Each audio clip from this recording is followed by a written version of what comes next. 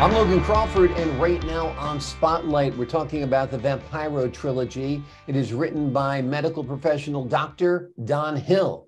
He delves into the world of fiction with a thrilling narrative about human vampirism, moral dilemmas, and the pursuit of justice. It is set against the backdrop of New Mexico's Lower Rio Grande, and the trilogy follows the experiences of Lorena Pastore, a young curandera, if I'm saying that correctly, and Brewster, a medical student, as they navigate the dangerous and mysterious world of vampires. We're delighted to have the doctor in the spotlight today. Thank the folks at Authors Tranquility Press for putting him in the spotlight today. And we ask viewers like you to support writers like him by subscribing to our channel. Doctor, thanks so much for being our guest today. Well, thank you very much. It's good to be here. Hello, everybody, and thanks for tuning in and listening to this tale. Absolutely, and it's quite a tale you have spun with the story of Lorena and Brewster and the vampires and all that.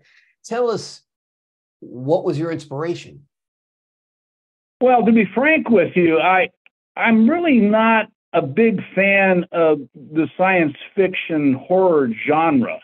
I was kind of talked into this by a friend of mine who helped co-write the book, Tom Cavaretta. Tom was a pharmaceutical executive, and he had read my first trilogy called DNR, Do Not Resuscitate, which is a dark story about a medical student whose life goes off the rails. He becomes dehumanized to the point that he's able to engineer the murder of a patient in the hospital who happened to be a serial killer. He'd been sent from the prison system to the hospital for a medical illness. And the house staff and the medical students get together and they plot his demise. And that story may or may not be based on true events. We'll just leave it at that. Well, that sounds like a fantastic story in and of itself, for sure. Well, yeah, it's a dark story, and people have read it and feel very uncomfortable reading it, and that was the whole point. Right. But Tom read the story, and he said, you know, I got this idea, Don. I want to bounce it off of you. I've always wanted to do a story about vampirism. I thought, oh my God, no, Tom, this is so worn out. I'm not looking forward to doing anything about some man who sells his soul to the devil for some earthly commodity. I'm not interested at all. I said, no. He says, Don, I got a better idea. What I want to do is to see if you can help me from your expertise as a hematologist to portray human vampirism as a potentially real illness based upon a virus that could be transmitted horizontally through the community, causing a pandemic. And I thought about it for a little while, and I thought, well, if the humble bat could perhaps, function at the level of a vampire, perhaps a higher primate could do it also. So we kicked around some ideas, and I think we came up with a fairly plausible concept that perhaps human vampirism would be possible based on the transmission of an RNA virus that causes a dedifferentiation at a cellular level, where human beings who are infected, are no longer able to make their own red cells, and they're required to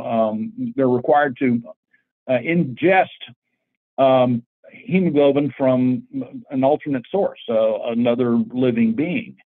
And along with this, we incorporated some Spanish lore about the huevo limpia tradition, where an egg is utilized to remove evil spirits from somebody in a quasi-religious ceremony. And the idea is that the virus lives in a dormant phase in eggs of chickens, and that it can sometimes be transmitted to humans by inadvertently consuming an egg that's been contaminated with the virus. So we put the first two stories together, and it sounded pretty interesting, and decided, well, let's see if we can wrap this up with a a third edition, a third volume, as it were. But sadly, 2 years ago, when Tom and I started to write and collaborate on the third edition of this trilogy, Tom became acutely ill, and he died unexpectedly. He died in March 2 years ago, and very sad.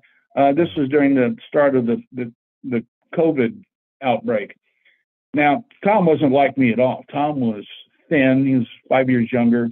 He was athletic. He's the kind of guy that would jump on his bicycle and tell his wife, "Hey, Marcy, I'm going to ride to Canada today. I'll be back, in a couple hours." That kind of crazy stuff like that. He was a long distance athletic competition, and the guy was buff, didn't have any body fat, didn't smoke or drink, and he was a direct antithesis to my body habitus. I'm a little overweight. I haven't exercised in a long time. I'm awfully busy at work as a physician, and here the healthiest member of this writing team gets sick and dies suddenly. And I was discouraged for a while, but I decided I got to get off my duff and finish this. And I finished the book December a couple of years ago, and we now put it out as a trilogy. So, and even though Tom did not write any of the third volume, the third installment, I was obligated to include him as a co-author, because without him, I wouldn't have gotten into this genre at all. And so that's how this story came about. It was kind of prescient of you guys on many levels, but particularly the level of the vampirism spreading via a pandemic, because this was written before the pandemic. It absolutely was. It was really uncanny. And when this all fell into place, Tom and I said, "Well, what's happening here? This is where art is superseding reality." And there was some concern that the whole COVID virus may have been an example of zoonosis, which is the medical term for an infection that dwells in a lower life form, can infect human beings, and that may indeed have been the case in this particular pandemic that we've just all survived. So we were just in the right place at the right time, and had this crazy idea that seemed to mesh historical events. I have no explanation for it, though. Right. Well, I think it's interesting, the fact that you're not only the author of this book, you're also kind of the technical advisor to it as well, because all of the science makes sense, and that's how you really pull the viewer in. Well, I certainly hope that's the case. We wanted to present something that was scientifically plausible, and I bounced my ideas off with other people, and I said, this could possibly happen. So I thought we were on the right track. Tell me a little bit about vampirism. Did you have to research it? Is there an oral tradition to vampirism? What's really peculiar is that the mythology of vampirism is transcultural.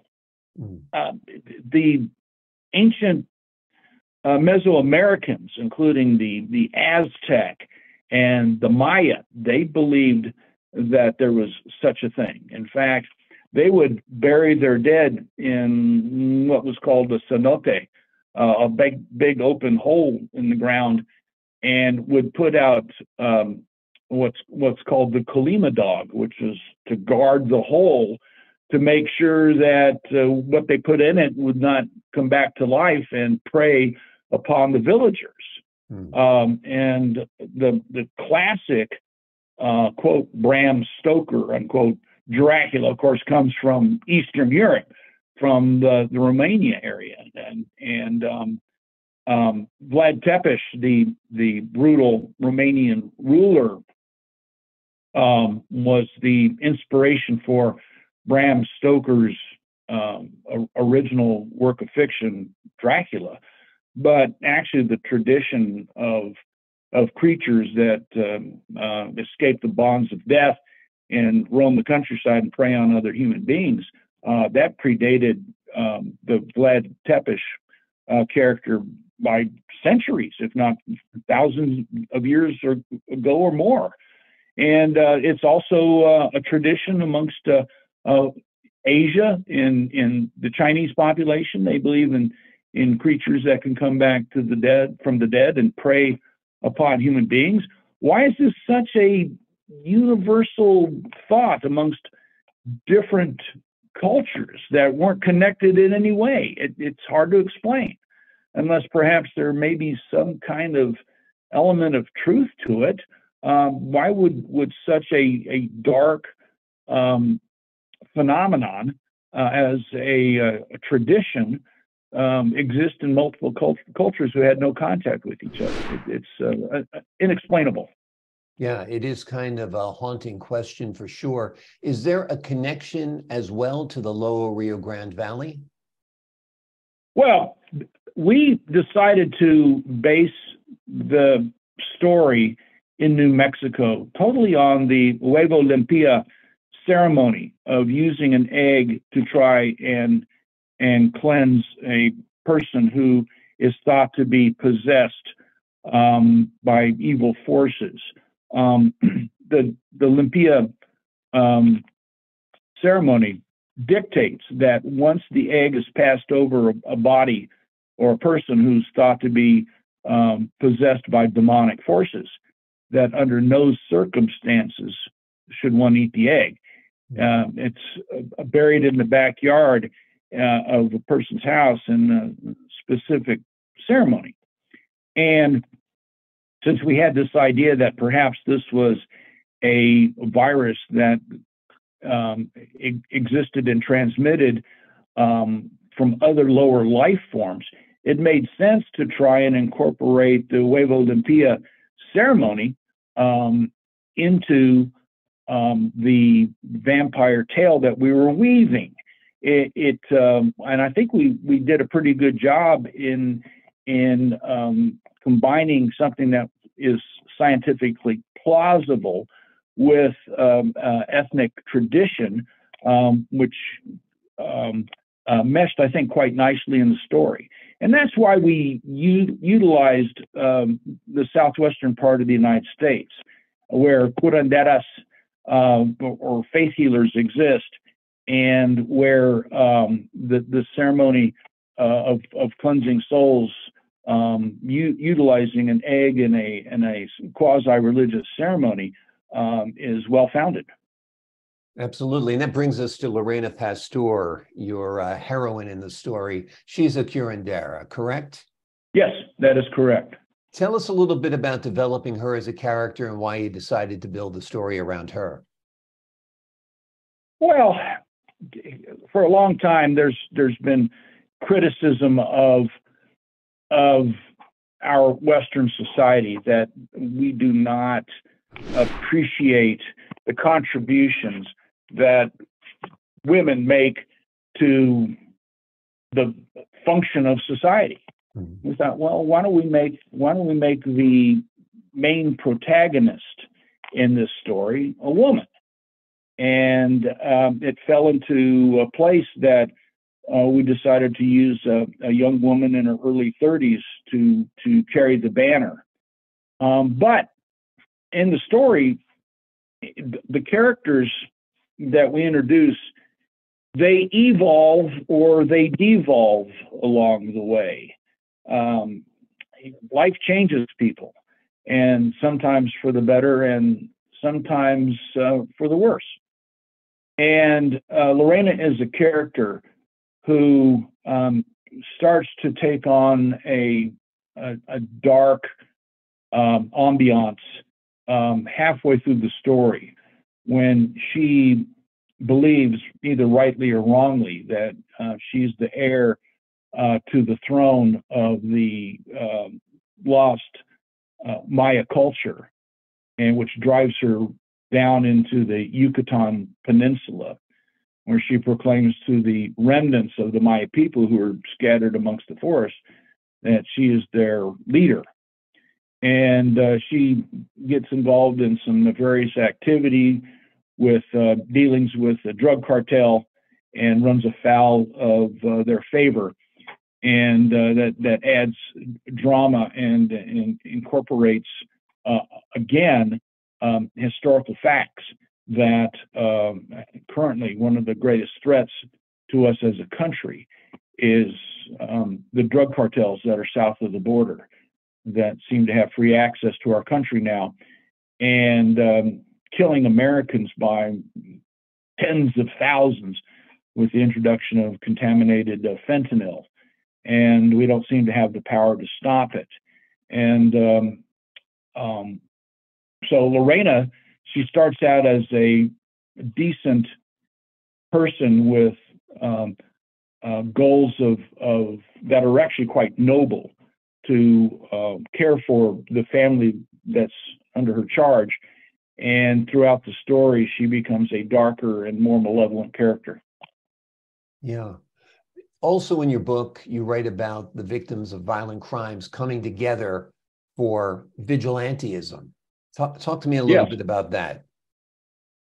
Well, this probably is a theme that was carried over from the DNR trilogy, my first work of fiction, which is deeply embedded in the concept of vigilantism. When societies break down and concepts of right and wrong become blurry, and when there does not appear to be justice for criminal activity and for malevolent and evil behavior, that is the rise, that causes the rise of vigilante activity in any society. And this concept was carried over from DNR into the Vampiro series, in that injustice is done all the time, and those that commit acts of evil in a frustrating manner appear to thrive, and those that appear to be trying to toe the line and to live their lives as decent human beings are the ones that get hit on from a meteor from outer space, and bad things happen to them.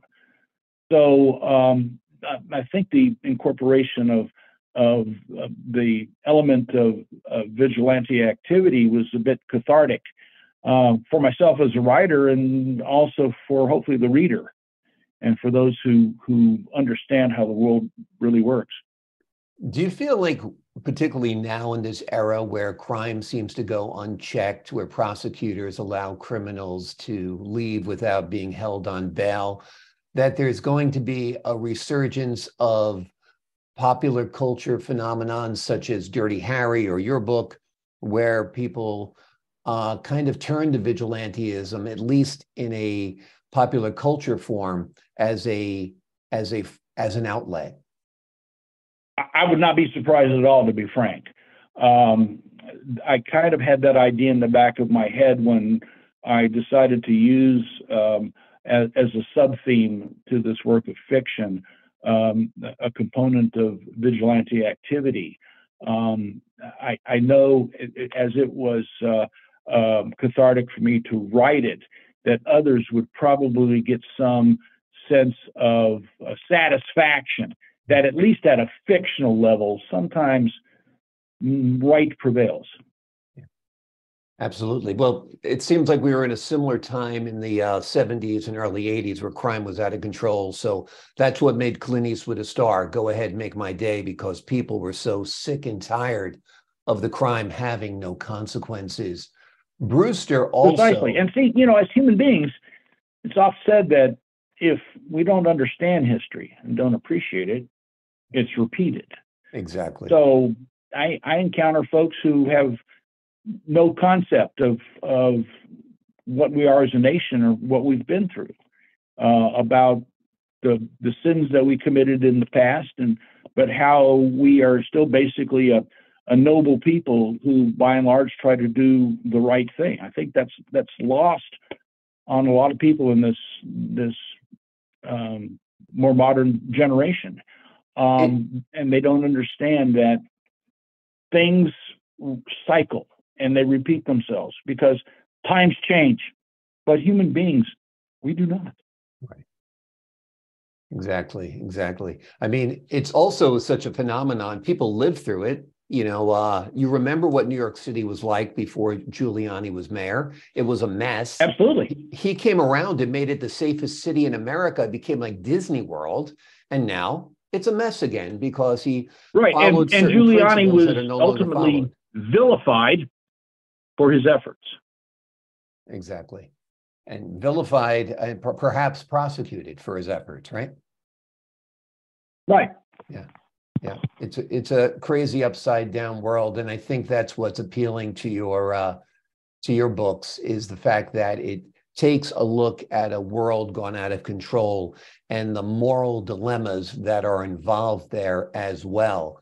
In fact, Brewster is kind of on a moral journey throughout the trilogy, don't you think? Oh, absolutely. The character Brewster is a medical student. Actually, he's a resident at the time that he appears in the Vampiro Trilogy, and this is a fellow who has his own demons. He has moral ambiguity. He's been through tough times, and he tries to compartmentalize the tragedies that he's experienced in his own life by securing it in an emotional jar with a lid screwed down tight, and that's clarified in some of his conversations with his other colleagues that he had a fiance that had died a tragic death from his own personal malfeasance of not paying attention to what was going on with her medical health, and he relays that the best way to deal with a tragedy or some unfortunate event in his life is just to not deal with it at all. It's close the door and move on as if it never happened. Another intriguing character is Navajo scientist Dr. Zachary Hawk. Tell us a little bit about his character development and why you choose to write about him. Dr. Hawk was a character introduced in the third and final installment of the trilogy. And this is an homage to American natives, of course, that a main cultural force in New Mexico. And I thought it would only be appropriate to bring in American native, a first American, into the storyline.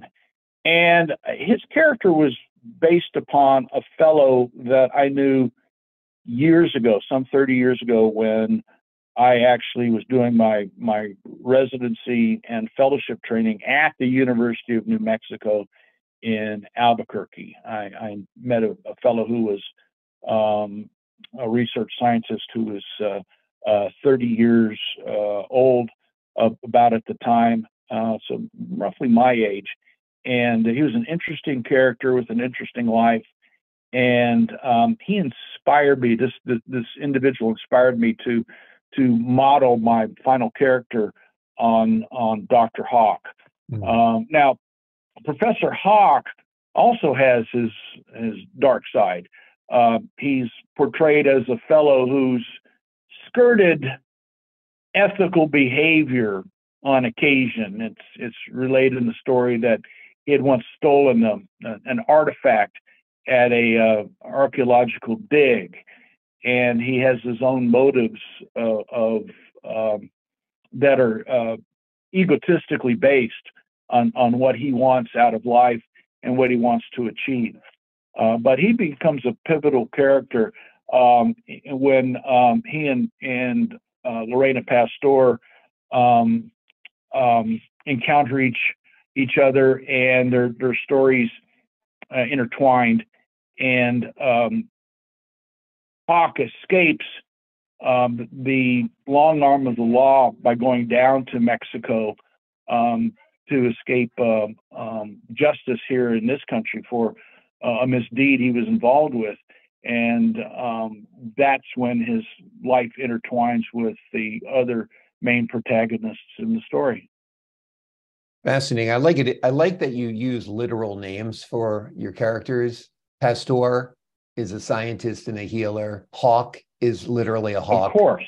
Yeah, yeah. I like that a lot. Have you visualized this? And if people think about it, oh, okay, I understand where that name came from. It doesn't take a lot of thought, but then also it clicks on people saying, yeah. Oh, I see what he's doing. Yeah. Exactly. No, it works, and I like it. It's not in your face. It's subtle, and that always works. You don't want anything to beat you over the head with it, but I liked it a lot. Tell me, have you visualized this series of books as a series of TV shows or films? Well, I certainly hope so. I'd like to see if I could bring this to fruition. I am currently acting as a producer for 3 mini movies in the 15-minute range on the DNR series. And oh my goodness, I can't lie. This is costing me an absolute fortune, but I feel compelled to do it. And I have a couple of more installments to pay, and then I think they'll be ready to move forward in producing the DNR mini movies. And once that's done, I will try and afford the Vampiro Trilogy the same attention and to give it the same